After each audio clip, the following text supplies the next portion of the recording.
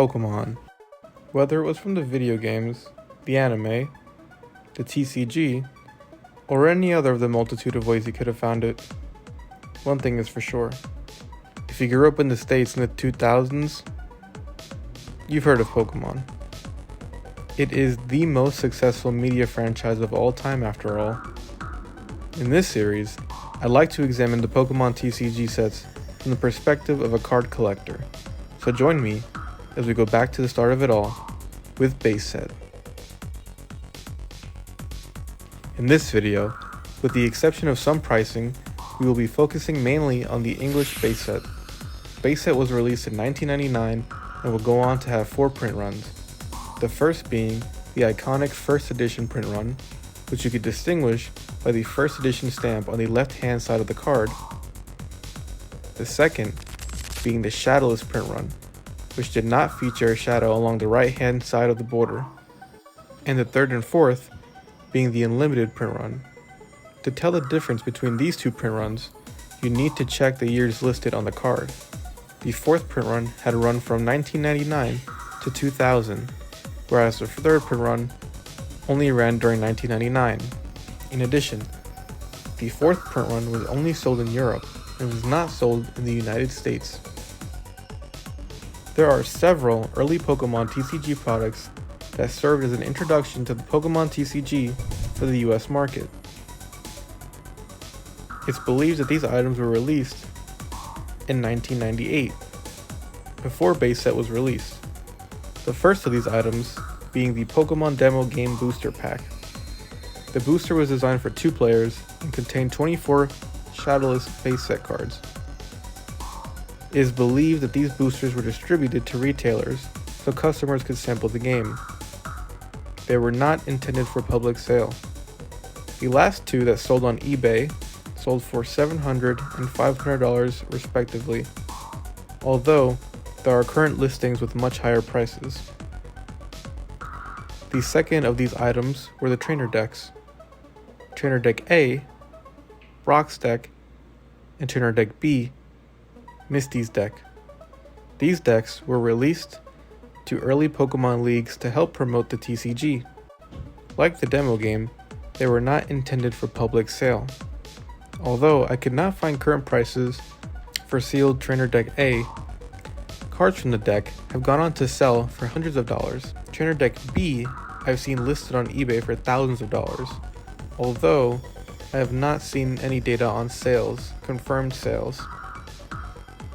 Trainer Deck A featured the iconic Machamp card in a non-holo, whereas Trainer Deck B contained the Blastoise in a non-holo, both of which are very elusive cards.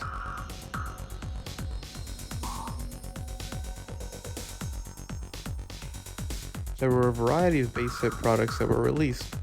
Starting off with the base set booster box, I will give the caveat that we will be talking about the latest sales, so although I know there was a first edition base set booster box that sold for $480,000, I'm going to be sticking with $250,000 being the current price.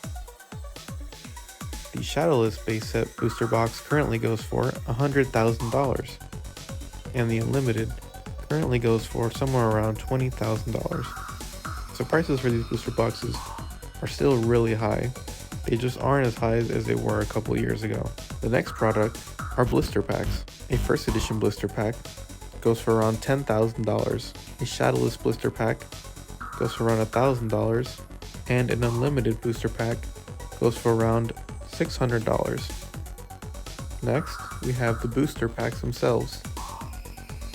A first edition booster pack goes for around $7,000. A shadowless booster pack goes for around $700, and an unlimited booster pack goes for around $400. These prices are likely going to change within the next couple of years. They'll probably go up a considerable amount. And so, if there's ever a time to buy base set booster packs, it's probably now. There are also a variety of theme decks that were released alongside base set. I have listed the prices here. These decks were actually pretty similar to the Evolutions decks that came out in 2016. The Zap deck being extremely similar to the Mewtwo deck that was released. There was also a 2-player deck that was released that featured the Machamp card. this was the only way to get the Machamp. Now, when it comes down to the individual cards, there are a lot of cards in this set. Probably too many for me to cover all at once. When it comes down to the prices for the non-holographics, most of the first edition cards are worth something. If you have a first edition card in base set, you should get it graded. It's probably worth something. As for Unlimited and Shadowless, Shadowless is also probably worth something, but Unlimited is not really worth much unless you have a PSA 10. And even then, an Unlimited base set in PSA 10 probably doesn't go for too much, unless it's one of the starters, Pikachu, or holographic. Starting off, we have Alakazam. Alakazam is one of the more expensive cards in the set, with a PSA 10 going for around $10,000. Raw or ungraded, Alakazam goes for about $465 in first edition, about $151 in Shadowless, and about $43 in Unlimited. I have listed some of the prices for the PSA 9 and PSA 8 as well.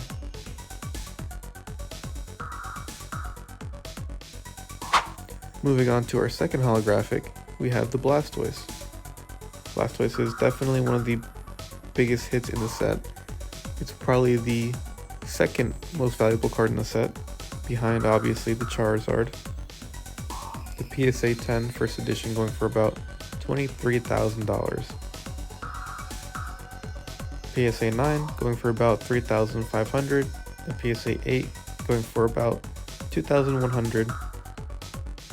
An ungraded card going for about $500 on average, but anywhere from $300 to $1,000 depending on the condition. In Shadowless, PSA 10 goes for about $5,800. The PSA 9 goes for about $1,000. And a PSA 8 goes for about $450. In an Unlimited, the PSA 10 goes for about $1,732, $355 in a PSA 9, and $170 in a PSA 8. The next card in the set is the holographic Chansey. For some of these holographics, the less popular ones, I won't be going over all the prices. I'm just going to be listing them on the screen. So take a look.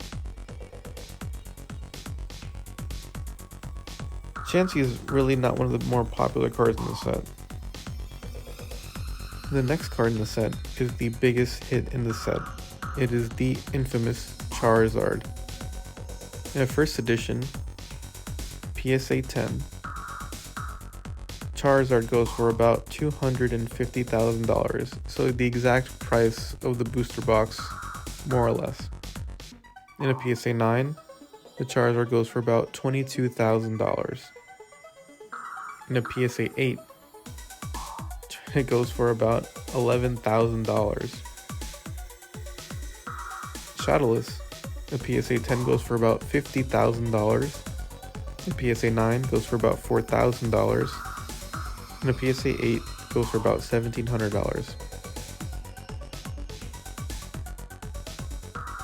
In the Unlimited run, a PSA 10 goes for about $11,000. A PSA 9 goes for about $1,000. And a PSA 8 goes for about $500. The next card in the set is Clefairy. Definitely one of the least popular holographics in the set, so I will not be talking about the prices very much. I will have them listed on the screen as we go along.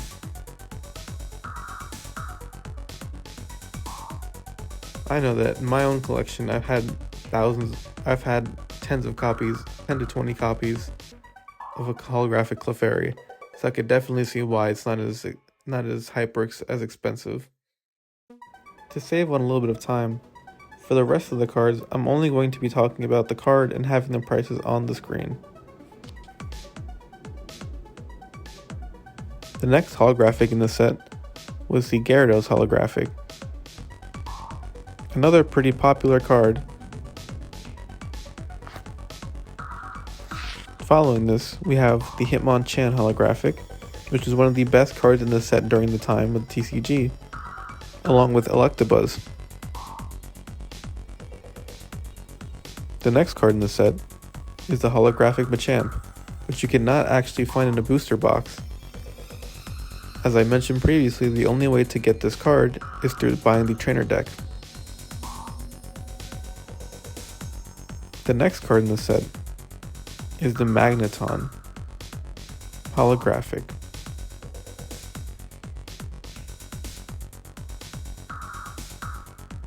The next card in the set is the Mewtwo holographic, which you could find in a trainer deck in the unlimited print run or from the booster box.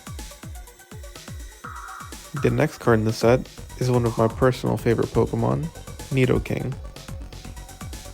This is an excellent card and I really love the artwork and the holographic pattern on this one. The next card in the set is the Ninetales, which you could also find in one of the trainer decks. The next card in the set is the Poliwrath holographic. This was one of my least favorite holographics growing up. I thought it was not as interesting as the rest. The next card in the set is the Raichu holographic, another one of my favorite Pokemon. As a kid, I actually got the chance to have a shadowless Raichu, although I didn't realize it was shadowless until later in my life. And I still have that card today, although it's not in the best condition.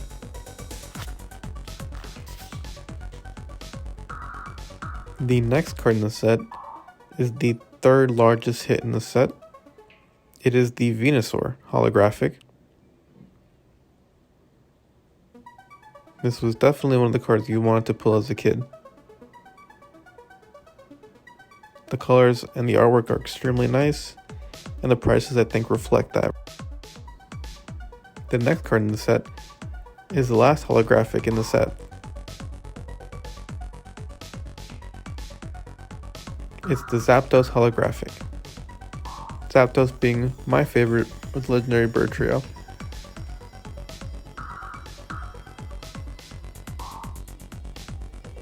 Because the prices of these non-holos, because the prices of the non-holos vary so much, I will only be going through some of the starter Pokemon. So the next starter in the set would be Charmeleon. These are the prices for Charmeleon in different PSA conditions. Next being Ivysaur. Then Wartortle. Now finally the Stage 1 evolutions, starting with Bulbasaur, Charmander,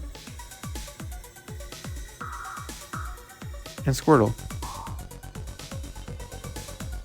The final card in the set that I'll be talking about is the Pikachu from base set, because there were two versions of this card released. There was the Yellow Cheeks Pikachu, and then there was the rare Red Cheeks Pikachu. The Red Cheeks Pikachu was not guaranteed in a booster box, so it is very rare and the prices reflect that. And here are some of the prices for the Yellow Cheeks Pikachu. I hope you enjoyed looking at some of the prices of base set now. It's pretty wild to think how expensive things have gotten.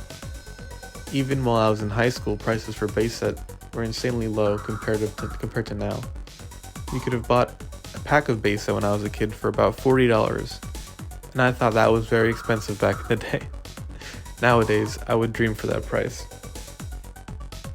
The prices are probably going to continue to rise unless there's a major crash in the market. Even so, I don't think they would decrease by an insane amount. So if there's ever a time to buy base set, it's probably now.